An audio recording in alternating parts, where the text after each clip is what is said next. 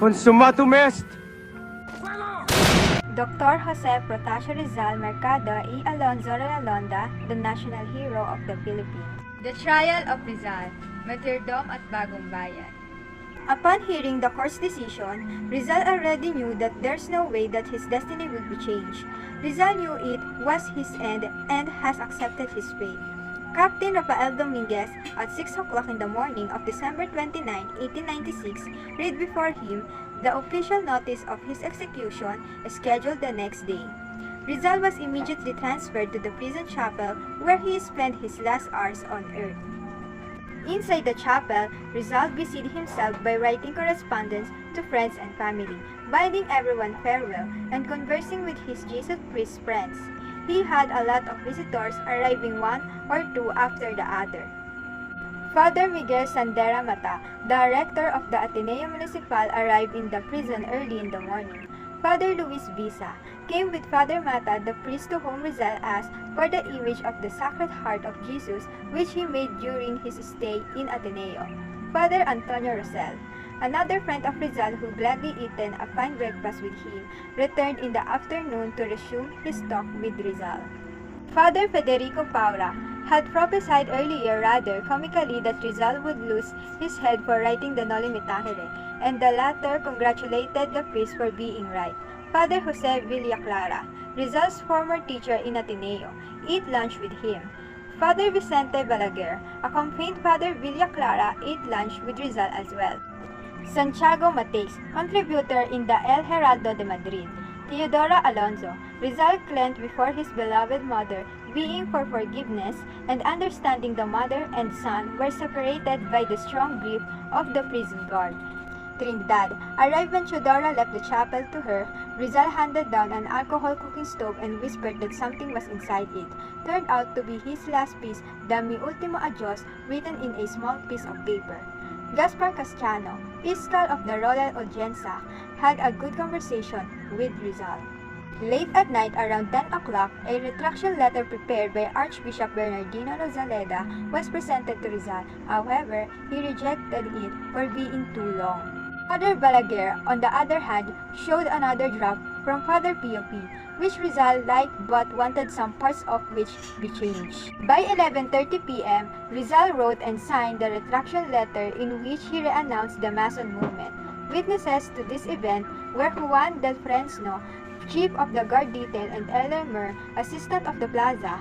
Rizal then confessed to Father Villaclara, and after which slept. 2 hours later, he rose up and prayed and confessed again.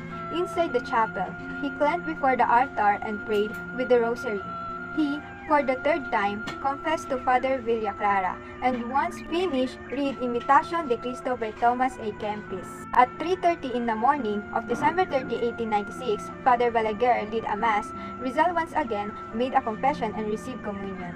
At 5 o'clock a.m., he ate his last breakfast and autographed some memorabilia including religious pictures and books, which will be passed on to his mother and his sister Trinidad. Accompanied by his sister Narcisa, Josephine Bracken arrived, and as requested by Rizal, the couple was canonically blessed as husband and wife by Father Balaguer. To Josephine, Rizal gave the Imitation de Cristo as wedding gift. For the last time, he wrote a letter to his parents, Ferdinand Blumentritt and Pasiano. By 6:30 a.m., Rizal's march to Bagumbayan commenced. He in his black suit, black necktie, black hat, black shoes, and white vest, calmly walked from his prison cell in Fort Santiago to the execution site with Lieutenant Taviel de Andrade on one side and Fathers Estanislao March and Jose Villaclara on the other side. They walked behind 4 advance guards armed with bayonets. Jose Rizal was tied behind from elbow to elbow, although still had the freedom to move his arms. In his right arm was a rosary which he kept on holding until his final breath. Meters before the execution place, a number of specters awaited Rizal. During his long march, Rizal saw familiar faces and places.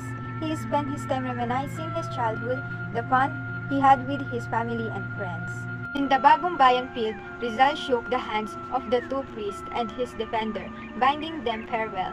A priest blessed and offered him a crucifix, which he gently kissed. Rizal had one request, that is, that he be short-facing the firing squad, however in vain, since the captain of the squad ordered a backshot. as such as Rizal had no choice but to turn his back. A physician by the name of Dr. Felipe Ruiz Castillo was amazed that Rizal's vital signs are normal, particularly his pulse rate. Was Rizal really unafraid to die? The Trial of Rizal. December 3, 1896, General Camilo G. Falajeva arrived and replaced General Blanco. December 17, 1896, Peña endorsed that the case of Rizal was very easy for trial. December 26, 1896, 8 a.m., the court-martial of Rizal commands. The hearing was actually a kind of moro-moro, a planned trial wherein Rizal, before hearing his verdict, had already been prejudged. Rizal found guilty. Rizal's favorite poem, Mi Ultimo Adios. The execution of Rizal. Rizal woke up early on the day of execution. He took his breakfast at 5:30 to 6 o'clock a.m. Rizal wrote his last words to his parents. My most beloved father, forgive me for the pain with which I pay you for your struggles and toils in order to forgive me education. I did not want this nor did I expect it. Farewell, father, farewell. To my beloved mother, Mrs. Teodora Alonso, at 6 o'clock in the morning of the 30th December, 1896, Jose Rizal.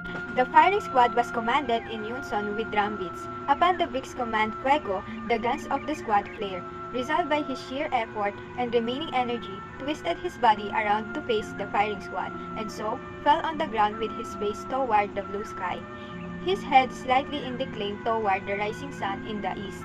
What can be heard from the crowd of Spaniards was their loud, audible voice shouting, Long live Spain! Death to traitors! Jose Rizal died to exactly 7:03 in the morning of December 30.